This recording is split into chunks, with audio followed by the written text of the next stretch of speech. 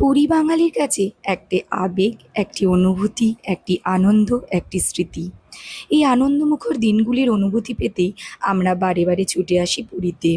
পুরী ডায়েরির ফার্স্ট পার্টে গোল্ডেন বিচে সমুদ্রকে নির্জনে উপভোগ করে এবং উড়িষ্যায় কিছু দূরে সাইট সিন সেরে শুরু করলাম আমরা পুরী ডায়েরির সেকেন্ড পার্ট।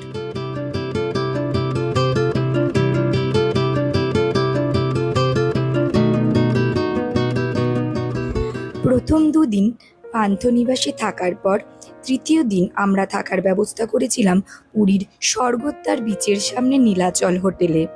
এখানে থাকার কারণ শুধুই সমুদ্র নয়, সাথে সাথে সমুদ্রের বিচের ওপরে যে বাজার বসে সেটাও দেখার মতন। নীলাচলের ব্যালকনি থেকে বিকেলের চায়ের সাথে বিকেলের পড়ন্ত সূর্যের আলোতে সমুদ্রকে দেখার আমেজটাই একেবারেই অন্যরকম। নীলাচলে শিফট করে বিকেলে আমরা একটি অটো করে নিয়ে বেরোলাম লোকাল কিছু সাইট সিন ঘুরতে। অটো ভাড়া পড়েছিল 600 টাকা। আমরা ঘুরলাম পুরীর মোহনা, গুপ্ত বৃন্দাবন, কুন্তিবাড়ি অর্থাৎ জগন্নাথ দেবের পিসির বাড়ি, সোনার গৌরাঙ্গ, গুন্ডিচা মানে জগন্নাথ দেবের মাসির বাড়ি এবং আমার আরাধ্য শ্রী শ্রী জগন্নাথ দেবের মন্দির। হিন্দু ধর্মে যে 4টি ধামের উল্লেখ আছে সেই 4 ধামের এক অন্যতম ধাম হল পুরী। ভগবান বিষ্ণু তথা শ্রীকৃষ্ণের এক বিশেষ রূপ হলেন জগন্নাথ দেব। কথিত আছে ভগবান বিষ্ণু এই পুরীধামে এসে অন্ন গ্রহণ করেন। আমার সুযোগ হলো বহু প্রতীক্ষিত জগন্নাথ দেব, বলরাম দেব ও সুভদ্রা দেবীকে প্রণাম জানানোর এবং আমি ধন্য সেদিন সন্ধ্যের সময় মন্দিরের যে ধ্বজা পরিবর্তন করা হয় তা দর্শনের সুযোগ পেলাম।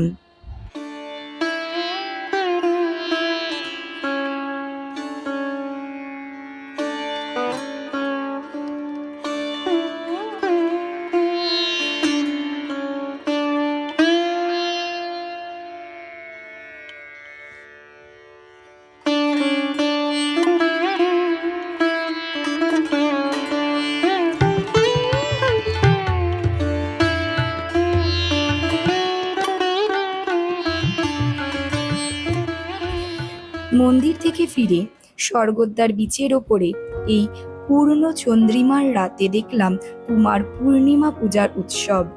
উড়িষ্যায় এসে এখানকার দেবদেবী, তাদের পূজা, তাদের উৎসব দেখা, এই সব কিছু মিলেমিশেই এক অবিস্মরণীয় অনুভব। তারপর দিন বেরোলাম চিল্কা হ্রদের উদ্দেশ্যে। এর বোটিং পয়েন্টে এসে লাঞ্চ সেরে চেপে পড়লাম বোটে। আমরা পুরো বোটটাই ভাড়া করে নিয়েছিলাম এবং বোট ভাড়া লেগেছিল 5500 টাকা।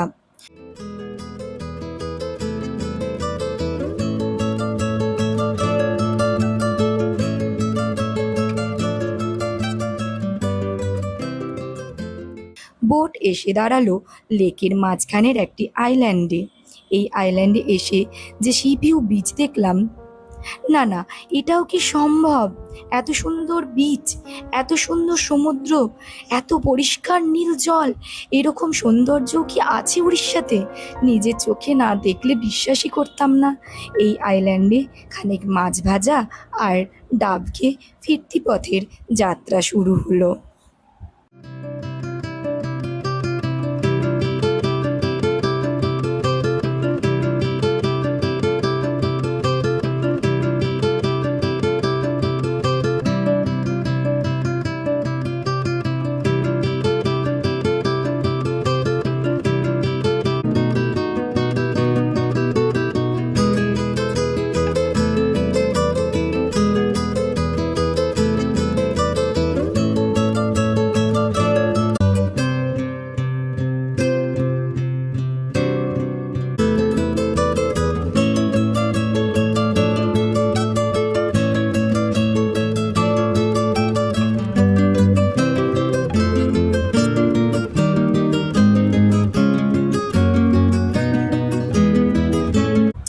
আজ আমাদের 5th day in Orissa.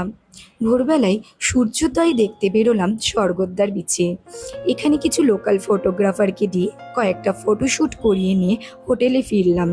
Swargadwar বিচের ওপরে ফটোগ্রাফারকে দিয়ে ফটোশ্যুট করালে পার ফটো 30 টাকা লাগবে। হোটেলে এসে ব্রেকফাস্ট ও লাঞ্চ সেরে নিয়ে আমরা আবার বিচে অনেকটা সময় কাটালাম। এটাই হলো বিচের কাছে হোটেল বুকিং করবার মজা। যখন ইচ্ছে হোটেলে যাচ্ছি, যখন ইচ্ছে বিচে আসছি। তারপর বিকেলে গিয়েছিলাম রঘুরাজপুর। গিয়েছিলাম লোকাল টোটোতে করে, যার ভাড়া পড়েছিল 600 টাকা। রঘুরাজপুর হলো একটি হস্তশিল্পীদের গ্রাম। প্রতিটি ঘরে আর্টিস্ট, ছবি, স্ট্যাচু, এমনকি ইনাদের বাড়ির বাইরেও অদ্ভুত কারুকলা।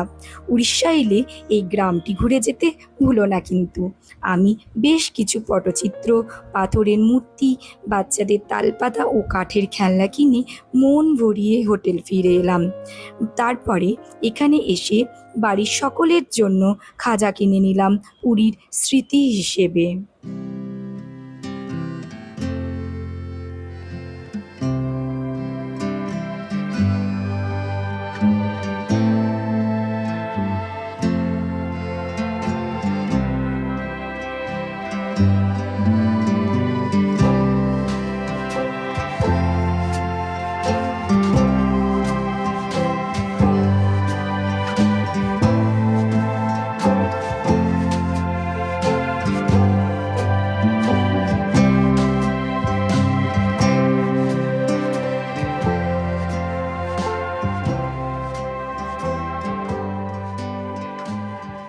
আজ শেষ দিন, উড়িষ্যাকে বিদায় বলতেই হচ্ছে। মন চাইছে না উড়িষ্যাকে ছেড়ে যেতে, তাই মন ভারাক্রান্ত করেই আবার আসবো পুরী তোমার সমুদ্রে, জগন্নাথ দেবের মন্দিরে, এই কথা দিয়ে ধৌলি এক্সপ্রেসে চেপে পড়লাম। ধৌলি এক্সপ্রেস পুরী থেকে ছাড়লো সকাল 10টা 25-এ। অনেক ভালো স্মৃতির সাথেই শেষ হলো আমাদের পুরী যাত্রা।